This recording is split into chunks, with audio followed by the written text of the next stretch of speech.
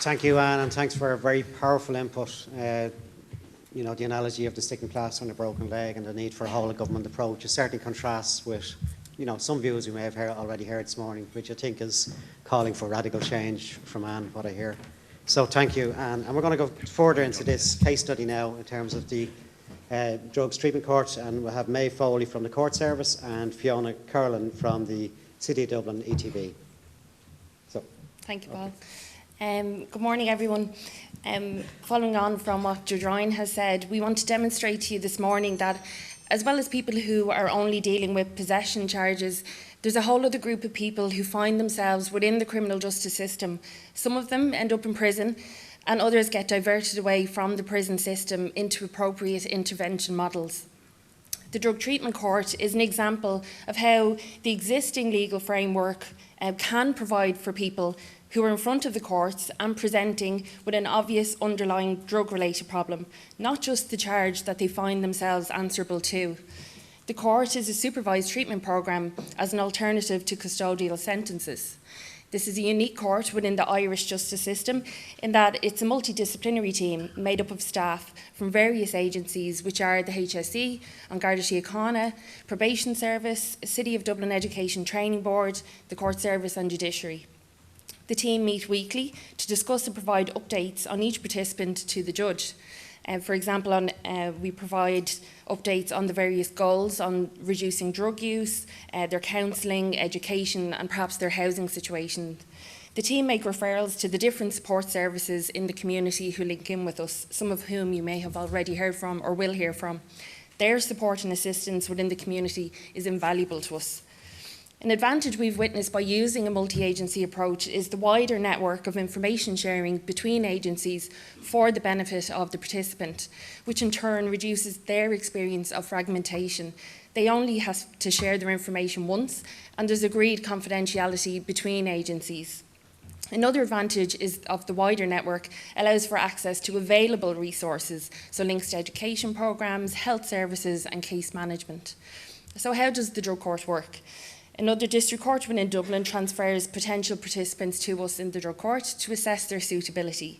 To complete our programme and graduate, a participant must show that they are prepared to be drug-free other than prescribed medications and to make positive changes to their lives. Once the participant is assessed as suitable by the team, they sign a treatment plan and they enter our bronze phase. A participant progresses through 3 phases of the programme, being bronze, silver and gold, with an aim to graduate in hopefully 12 to 24 months. The aim of the bronze phase is to stop the use of the 3 most harmful illegal drugs, heroin, cocaine, amphetamines, and to begin to take part in an agreed training or education programme. The silver phase focuses on continuing to reduce the use of those non-prescribed tablets with the aim of stopping use and to continue with the education and training. And the aim within the gold phase is to remain free of all illegal drugs which were stopped in bronze and silver and work towards stopping cannabis use and to start to create a postgraduate life plan. The programme is supportive and incentivised. It has a compassionate element. We take account of personal, complex circumstances but give chances, and there are limits when someone is not ready to address their addiction or suitable for the programme. We operate a point system throughout the different phases whereby participants receive plus or minus points across all aspects of engagement. For every plus points achieved, there's a voucher, and moving between phases, they achieve a certificate and a voucher.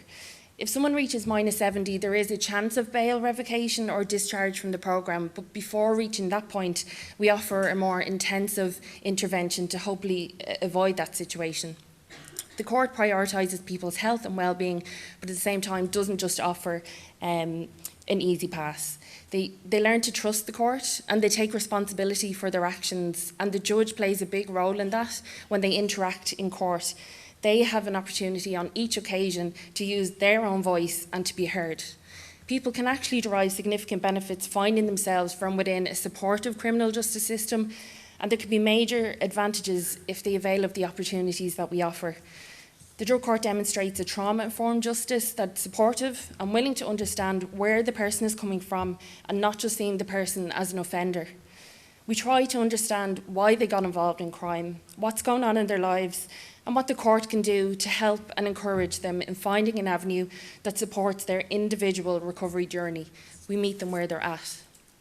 The drug court could not succeed in the community were it not for the partnership between the agencies and services. We've learned that no single entity can solve the complex needs of a person's problematic drug use. It requires that partnership. With multiple parties working together, you get an approach that can assure people with problematic drug use are getting the opportunities to stay out of prison and to get the interventions that they need. We aim to support people staying in the communities with their families rather than being separated as a consequence of going to prison. The justice system can and does deal with people outside of custodial sentences with that joined-up collaboration.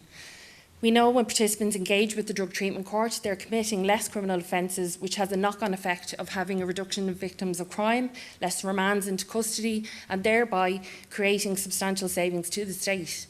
Many of our participants have been through parts of the justice system throughout their whole lives, and our hope for each person is that we'll help to stop that cycle. Access to the drug court resource is a direct benefit for participants, but equally their families and the wider communities. Thank you, Maeve.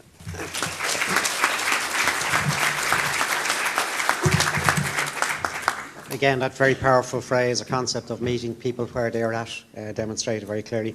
And now to your colleague Fiona Carolan from the Dublin ETB. I was hoping that a close encounter with the pavement and a few stitches might get me an extra few seconds, but Paul said no. So, look, I'm delighted to be asked to speak here today about my experience and thoughts on the purpose and value of education in the multi-agency approach of the DTC.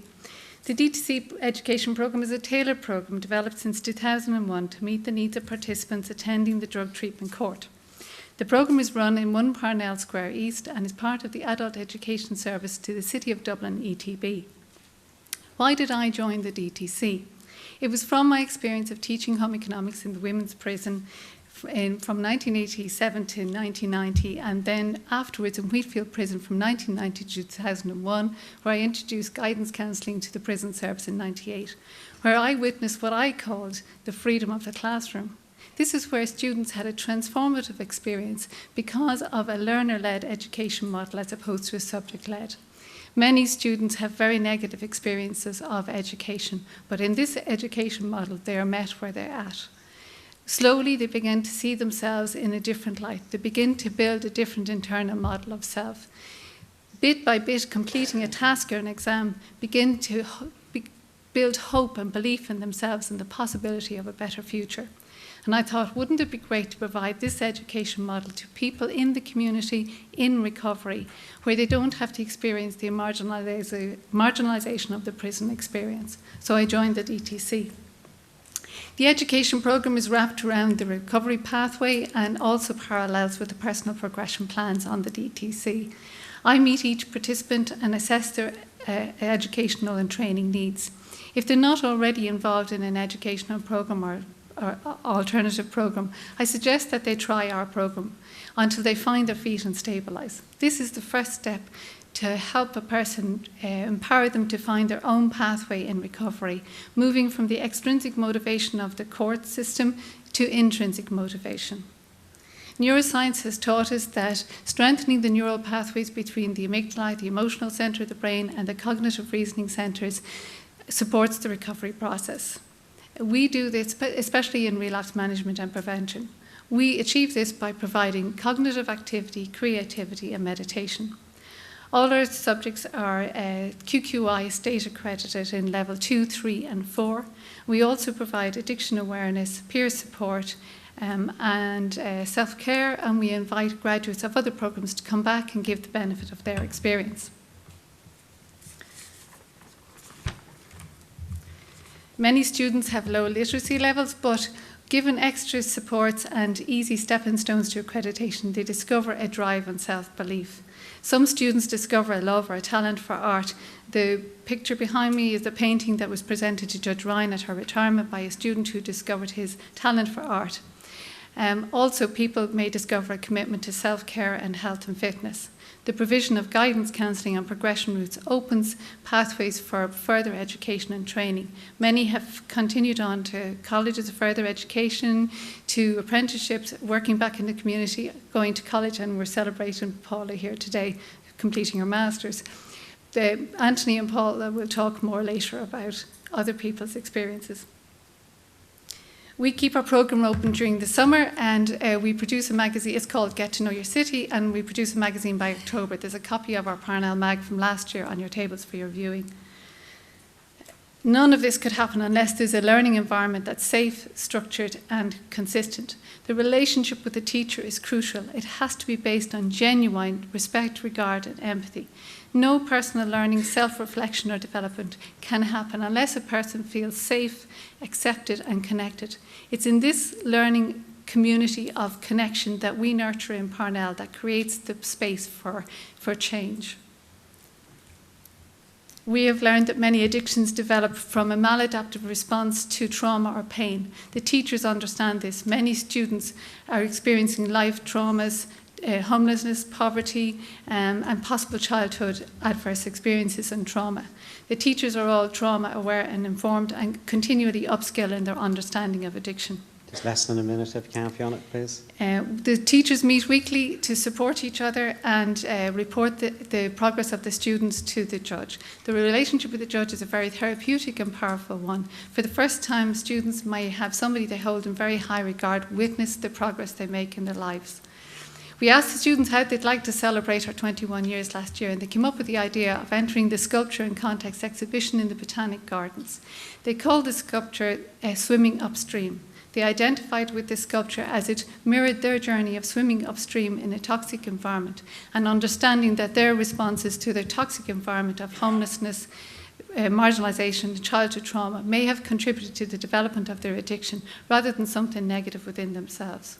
I'll have to ask you to finish up, Fiona, if you can. Okay, thank you. Thanks. We provide that trauma-aware learning environment. In the words of Christy Duffy, the CEO of the CDE2B, we touch people's lives, we let them know we're here. It's been a privilege to be part of an agency that is person-centred, innovative, and understanding that we're always in a process of learning, we're always in a process of becoming. Thanks for listening to me. Thank you, Fiona.